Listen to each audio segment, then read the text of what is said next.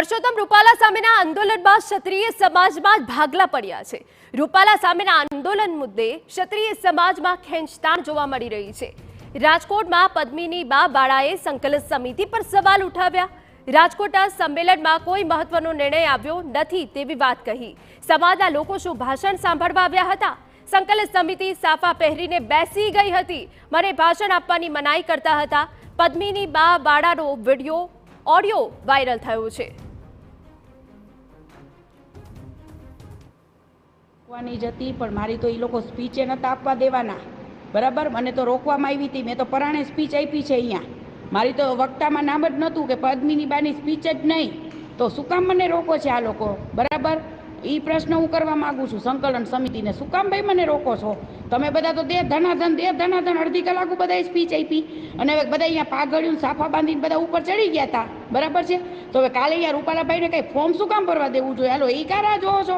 હવે લાંબુ શું કામ કરો છો? હવે કે 19 તારીખે મારે પાર્ટ 2 ચાલુ થશે, તો 19 તારીખે પાર્ટ 2 કયો છે અને પાર્ટ 2 ચાલુ કરવો હોય, જો રોડ ઉપરનો જ પાર્ટ 2 હોય તો અત્યારે જ કરો। શું કામ ફોર્મ ભરવા દેવું જ જોઈએ? હું એમ પૂછવા માંગુ છું, આ બધી રાહ શું કામ જોવાની થાય છે? અને પછી શું રૂપાલાભાઈને ઘરે કહેવા જશો કે ફોર્મ પાછું ખેંચી દો? પછી ફોર્મ પાછું ખેંચાય એવી ખાતરી કોણ આપે છે? અને રૂપાલાભાઈ એકવાર ફોર્મ ભરી દેશે પછી કાલ સવારે કોણ નક્કી કરશે કે નહીં હારે કે નહીં જીતેની છે કે નથી? એ બધું રાજકોટમાં છે, તો અમારે જોવાનું છે આ બધું। તો આ બધું શું ખીચડી પકાઈ રહી છે ને મને કંઈ ખબર નથી પડતી હવે આમાં। તો આ બધું કાલે જે બધા સ્ટેજ ઉપર આમ ખેંચી બધા થતા હતા ને, ઓલા કે અમે સ્ટેજ ઉપર રહીને અમે ઉપર રહી, એ બધા રાજકોટ આવો કાલ, ફોર્મ ભરાવવું ન જોઈએ।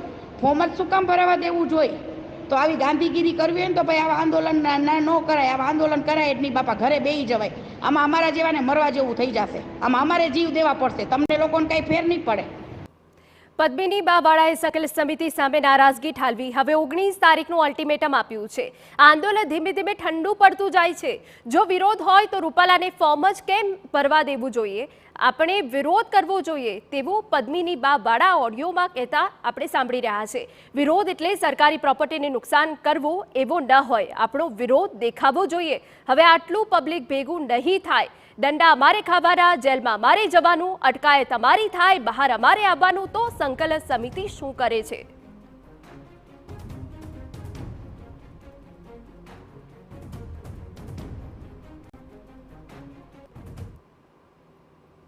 જય માતાજી સર્વને। હવે કાલે આટલું બધું પબ્લિક ભેગું થયું હતું તો એ પબ્લિક એક આશાની કિરણ સાથે આવ્યું હતું કે કાંઈક ને કાંઈક ડિસિઝન આજે આવશે।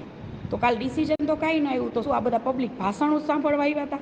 તો ભાષણો તો કેટલા બધા સંમેલનમાં થયા અને એક ને એક ભાષણ બધાય સંમેલનમાં થયા। તો ખાલી ભાષણો જ સ્ટેજ ઉપર ચડી અને ખાલી ભાષણો જ કરવાના છે?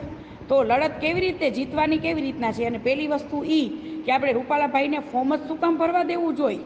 ફોર્મ ભરી દેશે પછી એની ગેરંટી કોણ લેશે કે રૂપાલાભાઈ પાછું ફોર્મ ખેંચી લેશે? અથવા તો એવી ગેરંટી છે કે રૂપાલાભાઈ હારી જ જશે?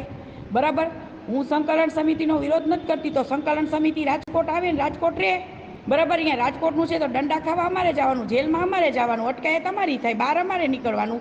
તો પછી આ સંકલન સમિતિને કંઈ કેવી રીતના જીત કેવી રીતના અપાવવાની છે આમાં? બરાબર, તો આ દિવસે ઠંડુ પડતું જાય છે બધું। આટલું પબ્લિક હવે ભેગું નહીં થાય, જે કાલે ભેગું થયું હતું ને, હવે એટલું પબ્લિક ભેગું કરવું ને એ બહુ લોઢાના ચણા જેવું થઈ ગયું છે આ બધું। તો હવે આમાં શું કરવાનું છે, શું ડિસિઝન છે, આ શું કરવાનું છે, શું? હું એ સમાજને પ્રશ્ન પૂછું છું હવે કે આમાં તો અમે લડાઈ લઈને, સત્યની લડાઈ લઈને બેઠા છીએ અને આમાં તો વળી આ શું બધો ગૂંચવાડો થયો છે કંઈ ખબર જ નથી પડતી। અમારે રાજકોટવાળાને શું વિચાર કરવાનો? હવે કાલે રૂપાલાભાઈ ફોર્મ ભરે એટલે અમારે શું કહેવાનું? અમે તો આમાં પડવાના જ છીએ અને અમે તો લડત દેવાના જ છીએ, એટલે હાથ અમને બનાવવાના છે। જય માતાજી બધા ભાઈઓને અમે પણ એમ કહી છીએ કે આ લોકશાહી છે, આપણે કોઈ એવું કંઈ કરવું જ નથી, બરાબર છે। તો આમાં વસ્તુ એક છે કે ભલે આપણે પરિણામ જે આવે પણ વિરોધ તો કરવો જરૂરી છે ને। કાલે રૂપાલાભાઈ ફોર્મ ભરે અને અહીંયા કાંઈ ન કરીએ તો એ પણ કેવું લાગે? બરાબર, અને ફોર્મ શું કામ આપણે ભરવા દેવું જોઈએ? આપણે કંઈ રોડ ઉપર આવીએ એટલે એનો મતલબ એમ નથી કે મારકૂટ કરવી કે સરકારી પ્રોપર્ટીને આપણે કોઈને નુકસાન પહોંચાડવું। જે સંગઠન કાલે ભેગું થયું હતું એનો કોઈ મતલબ જ ન થયો।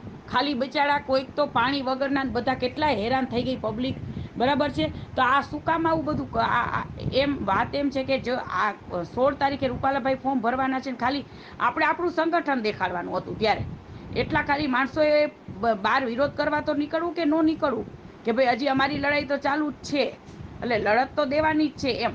બાકી કોઈ સરકારી પ્રોપર્ટીને નુકસાન નથી પહોંચાડવું કે આપણે કોઈને કંઈ બીજા કોઈને આપણે મારવાના નથી કે કાંઈ નથી કરવાનું, એ તો નથી જ કરવાનું, પણ સંગઠન જ્યાં દેખાડવાનું અહીંયા દેખાડાય.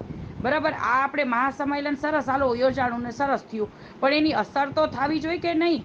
એની ક્યાંક ને ક્યાંક અસર થવી જોઈએ. આજે રૂપાલાભાઈનું ફોર્મ ભરાવાનું કેન્સલ થઈ જવું જોઈએ કે આટલા બધા ક્ષત્રિયો ભેગા થયા છે, પણ એ અસર આપ લોકોને કોઈને દેખાય છે?